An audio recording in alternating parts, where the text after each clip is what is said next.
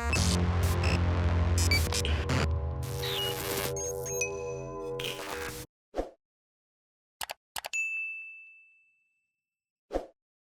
truck is pretty much on its side there.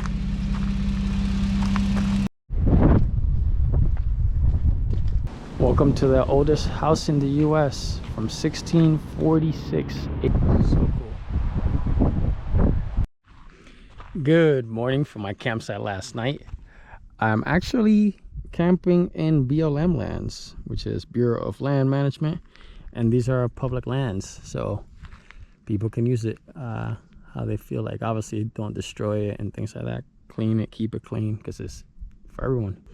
Today I'm gonna head further south, and I'm gonna check things out near Albuquerque and see what's out there. One cool thing about these BLM lands is you can pretty much camp wherever you feel like it. Now, I was diligent enough to not park on top of tumbleweed, because if they're high enough, I could cause a fire. There's also those little patches you see there. That's cacti. Don't get that through your tire. And things like that. I mean, it's sort of common sense for the most part. Entering public lands. Help keep your land clean.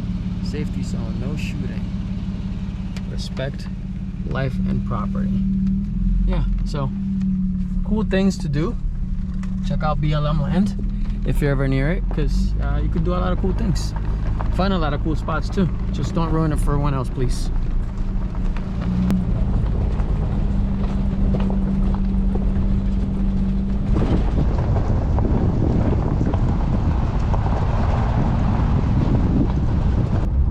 So yesterday, as I was driving in, I kept seeing those horse signs like that, and I just thought people had them for recreation or things like that. But I didn't realize it was for wild herds, and I didn't realize they had them until yesterday when I was pulling into my campsite in the BLM area, and a horse darted across the front of my truck. I was like, oh, that's cool. I wasn't expecting it, but that's pretty cool. Like, I've seen cattle guards and stuff like that, but I have not seen a single cow near any of those cattle guards or any of the ranches that I've sort of passed through along the way. It's pretty cool though to see a wild horse in the wild.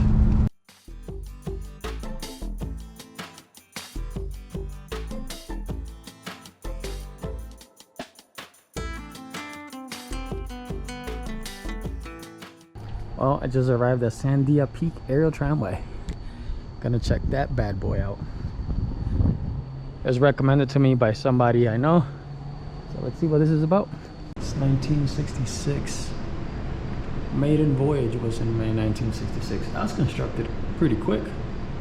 Pretty much from 93 or 63 when I got the approval to 66 when I opened.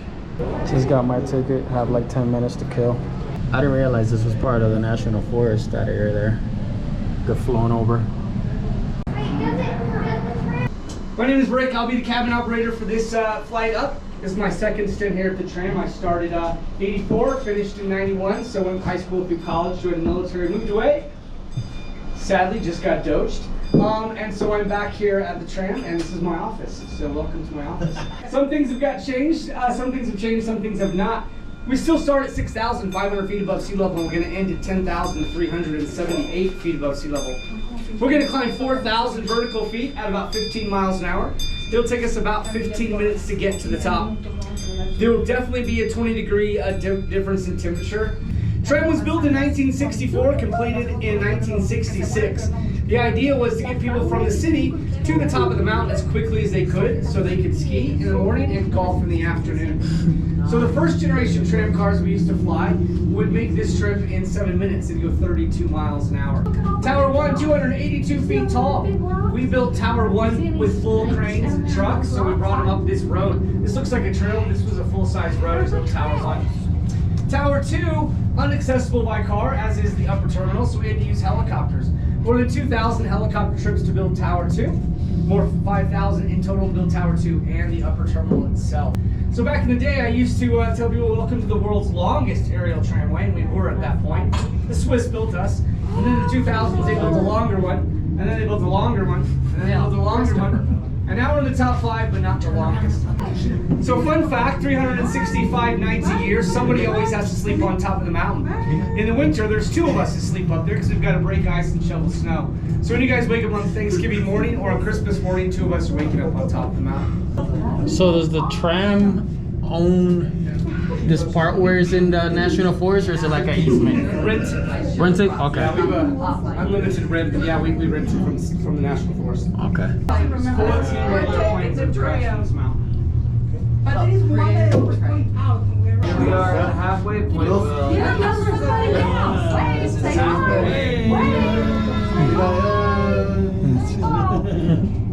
So now we're halfway up the mountain. Over the tower, we're going to be at the highest point. We're going to be above the ground, which is 1,000 feet above the ground, this point right here. Or if you're afraid of heights, that's 7.2 seconds.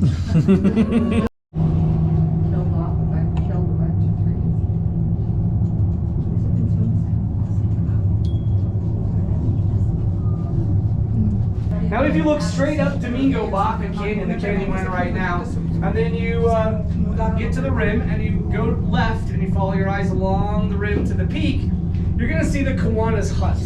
That was built in the 1930s by the CCC for the Rangers. Long before the train was here, the Rangers would stay up there as they worked on the trails and the towers and the roads. So 3 to 4 Rangers for 3 or 4 nights a time would live up there. It's built on the peak there so they could look out over the mountains and the forest and see if there was any fires or anything. Well, we're at 10,378 feet above sea level. Let's find this hiking spot. I'm gonna look at this map here first and then go from there. You could hike to the Kiwanis hut, which is on that ridge up there. Alrighty, let's take a hike. Hopefully the weather holds out. It seems like it's a little cloudy. The last time I had to deal with that, there was lightning involved. I'm not trying to deal with that again. He said it takes about an hour to hike. I'm gonna try to make it in less than that if possible, because this weather rolls in pretty quick up here. Alrighty, so we're doing trail 93. Now this should be a little interesting for me because this is the highest altitude I've hiked at. I've jumped out of this altitude 3 times already, but I haven't hiked that 10,000 feet yet. So we'll find out if it works for me. Alrighty, Connie's cabin. Pretty well beaten path. So no worries about getting lost here. Now this trail seems to have about 300 feet in elevation gain. Usually elevation is what kills me, the elevation gain. I don't mind hiking. It's the elevation gain that gets me. We'll see how I fare with this one, considering I'm now over 10,378 feet above sea level.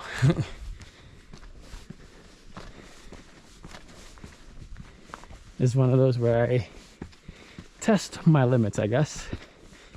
Not necessarily push them, but test them. It's a little bit of a rocky trail, and I'm sort of glad I opted for not wearing Crocs today. Not all hiking conditions are good for Crocs. Nice little sort of rock scramble area here. So far I'm faring well with the altitude. And the temperature feels good too. I'd say it's somewhere around 55 degrees or so. Since it's supposed to be about 20 degrees cooler than it was 5,000 feet below. Starting to sort of get above the tree line up this way. Want to see how far in I am, or at least a visual reference of the tram across. Oh, there it is, right on that edge right there is the tram. Oh yeah, I can see the tram and the hut ahead. That was way faster than I thought it'd be. That was about 300 feet in elevation gain. Obviously a little bit of reduced oxygen level because of my sickle cell, but I still did it a mile in 20 minutes, even though I stopped a little bit. I usually do 15-minute miles walking and hiking. So it wasn't too bad.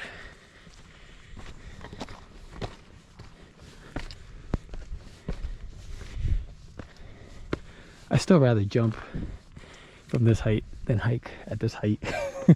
Skydiving is fun. If you've never done it, you should do it. You should try it. Wow, look at that view.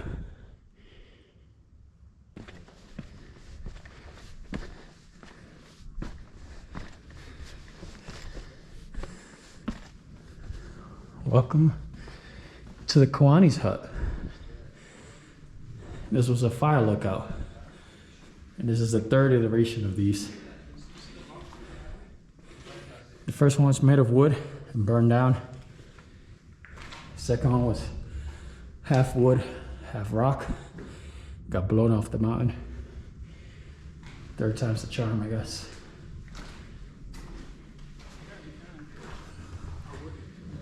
That's cool. 3 to 5 rangers used to live here at a time. For about a week at a time. You got a drug test. See, I was honestly, I was like, Well, the rain seemed to have missed us, so I think now I'll probably walk back towards the tram over there. And a nice view of the mountains back there. And then you have, I believe those are dormant volcanoes in the distance over there. he did.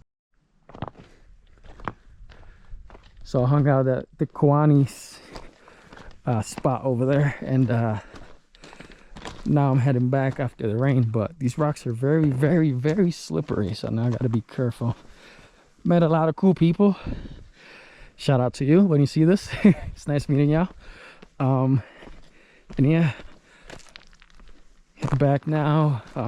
Still drizzling a little bit, but it's not too bad.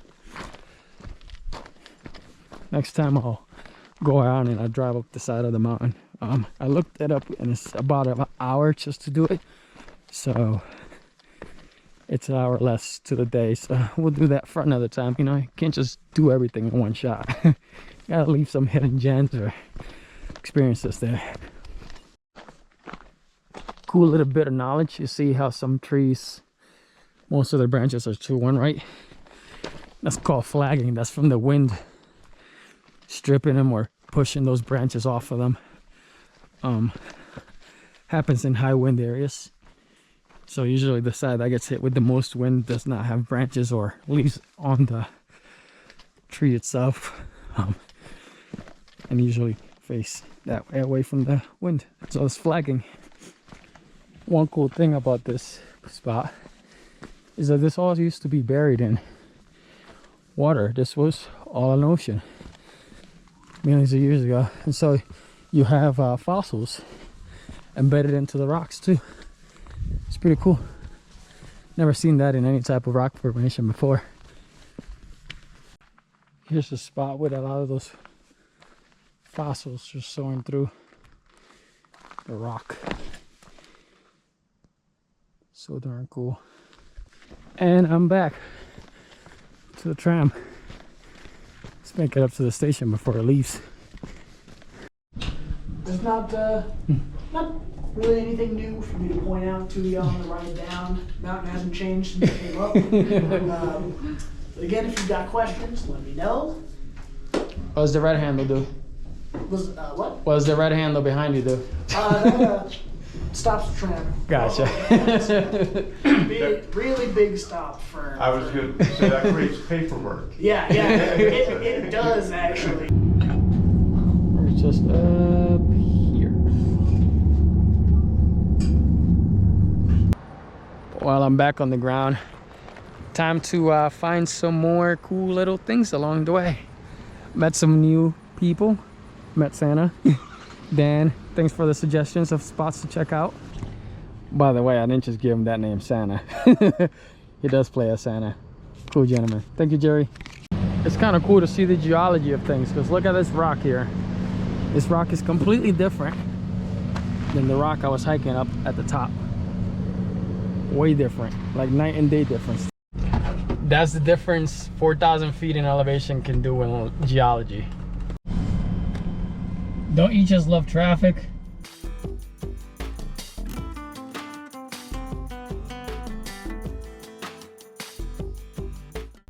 So I made it to this spot and it seems to be closed. It seems like it closes at 4:30, which is pretty early. There's still like 4 hours of daylight, but I understand. So now I'm gonna go check out a different spot.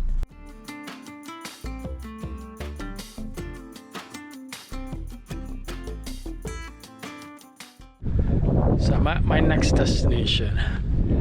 I am at the Petroglyphs National Monument. Now the park closes, I believe, at like 4:30. So I parked on the access area they have over there, and I'm checking out the volcanoes. So the one to the left is the volcano, or I guess just volcan, because that's how you say it in Spanish.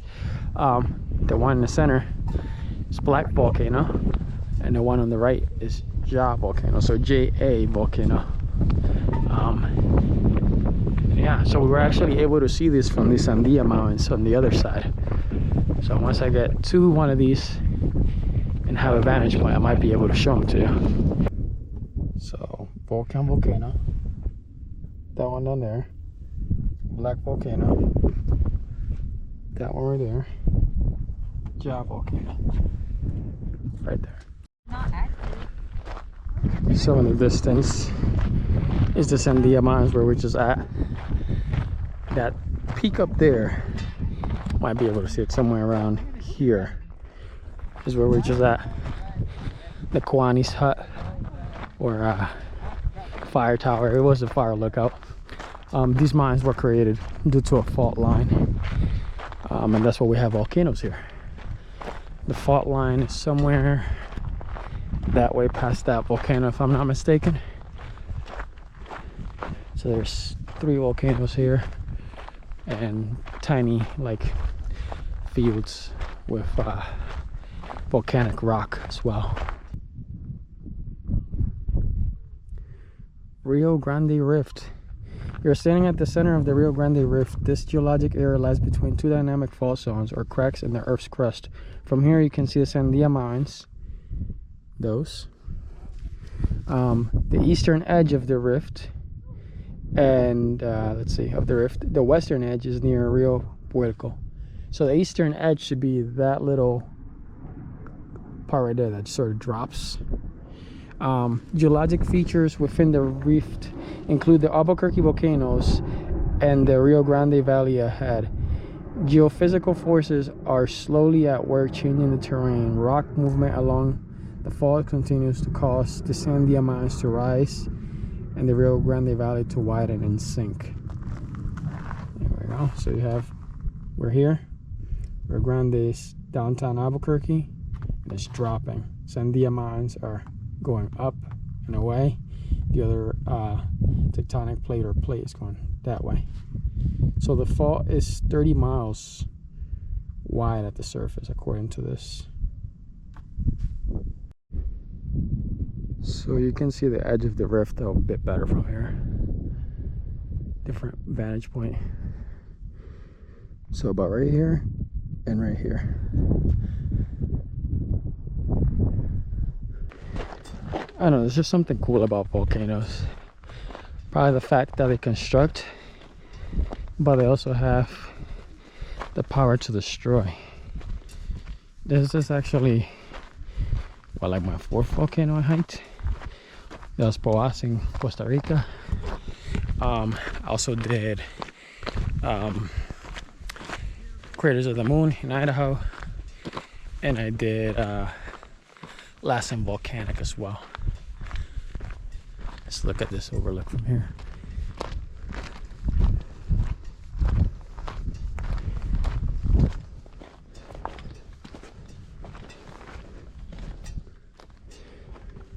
That's cool. Alrighty, let's get to the top of this volcano. Black Volcano. They were very creative with naming it. I don't think I've ever seen a volcano not black, except for the snow-covered ones. Oh, I just remembered, I also did Crater Lake, Mount Rainier. I was setting hike all the way up to Mount Rainier. Look, millipede. But it's still a volcano. Look, another one. It's cool. These things are ancient.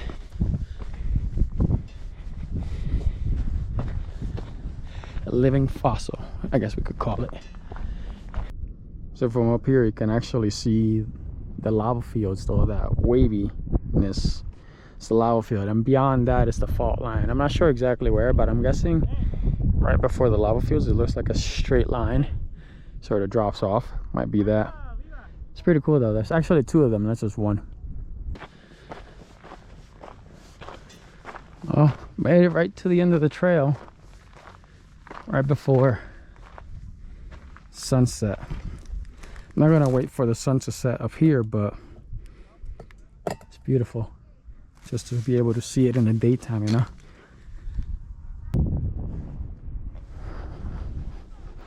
Beautiful spot to check out if you're ever in Albuquerque, New Mexico. You're able to see both sides of the range. So you got to see the other mountain, Sandia, and then the volcanoes on the other side. Both sides of the plate, technically. It's like 30 miles apart. And I've seen both sides of it. So one is rising and going further, and I believe this one is pulling away, creating Albuquerque, and well, not the valley where Albuquerque sits, and the city's actually sinking. But I don't think nothing to worry about because it's very slowly sinking. So the black volcano that we're just on top of sits at an altitude of 5,928 feet, or 1,825 meters above sea level. Now we're not in any danger. It is considered a dormant volcano, and the last time it erupted was about 150,000 years ago. And yeah, creating part of this. I mean, this at a point in time was all submerged underwater. That's why you saw the fossils on top of Sandia Mountain up there, because you were seeing the layers of sediment on the ocean bed there. It's cool to just like see the history of things before your eyes. Like sometimes with these trips I don't necessarily go out and try to look for how things were created or anything like that, but it just seems like it just works together, you know. But same thing with like the churches we're looking at. It all had to do with the Spanish colonization and missions and all these other things. I don't know why people leave garbage behind. Put that in my pocket real quick. But yeah, all that just traces back, and if you read and just learn about things, it all just comes together like a big puzzle. Seems like it's gonna be another beautiful sunset. So I was doing a little research, and I found out that the volcano which is on the black volcano, it's actually the second tallest of all of these. The biggest being the Volcan, which is that one in front of me, at 6,033 feet above sea level. Then you have Ja over there, which is 5,944, and the one we were at was 5,986. Now compare that to Sandia Mountain, which is at the peak where I was on the at the hut, was 10,678 feet above sea level. It's kind of interesting how like one eruption can create that much material in between them, because that's like a 5,000 foot difference between those two, and they're not too far apart. I think they're probably part of the two separate plates, I guess, that created them. Look at the tumbleweeds. These things are invasive. Like, they have no purpose out here pretty much.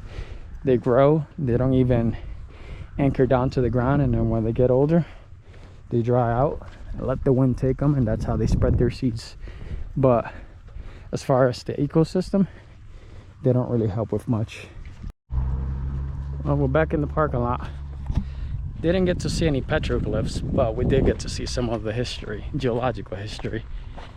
Instead, it's still part of the same park, but not the petroglyphs itself, because it was closed already. But we could save that for another trip, you never know. Now I'm gonna go down into Old Town and check that real quick, because I was told to check that out.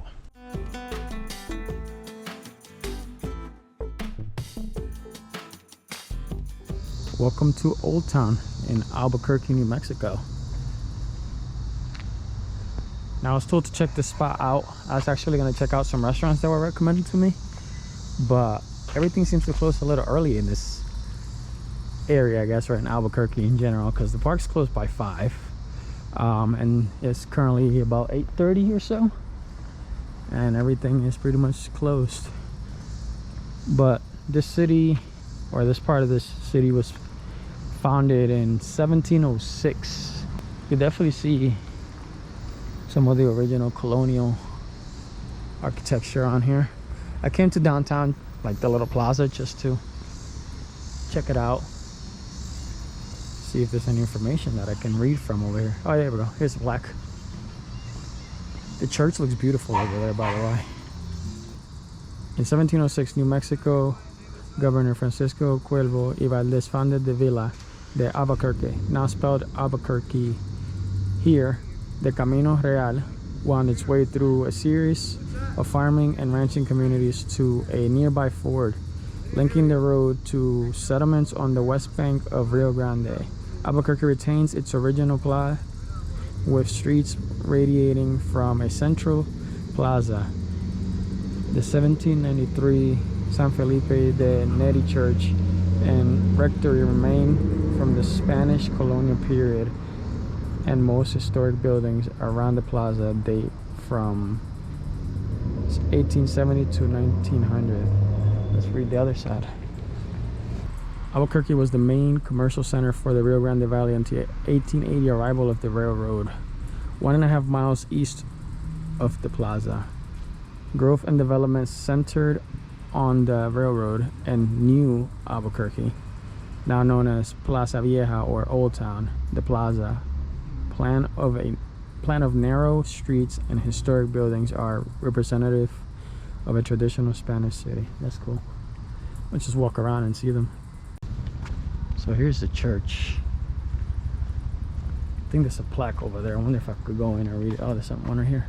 San Felipe de Neri, oldest church in Albuquerque, has continuously served the community without interruption since 1706. Originally founded and served by the Franciscan friars, this parish church has been served successfully by the secular clergy of Durango, Mexico, 1817, the Jesuits, Fathers and Brothers, 1868, and since 1966 has been administered by the secular clergy of the Archdiocese of Santa Fe. Historic Landmarks Survey, San Felipe de Neri, 1793. So it's a thing they have. They always hang the drying chiles outside like that.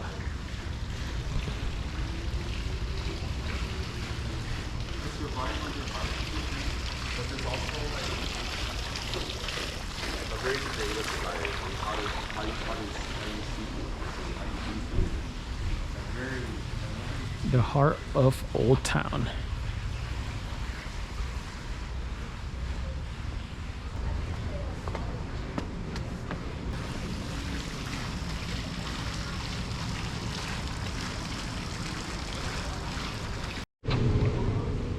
Just talked to some more locals, got some more recommendations on places to hit. Tomorrow I have one that I'm definitely doing bright and early the moment I get up. Oh, no. Oh, see, there you go.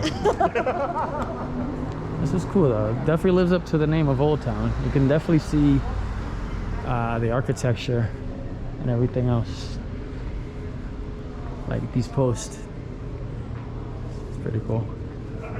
Wild Rose. It's a lot of shops. There's a lot of art in this town.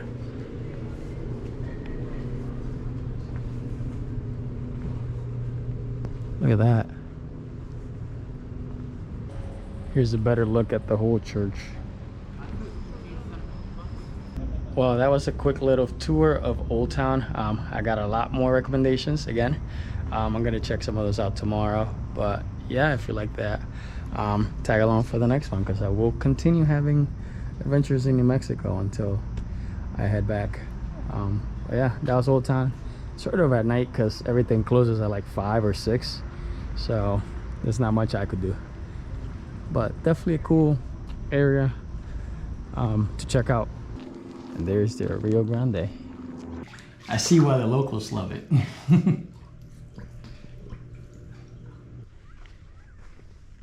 Let's see.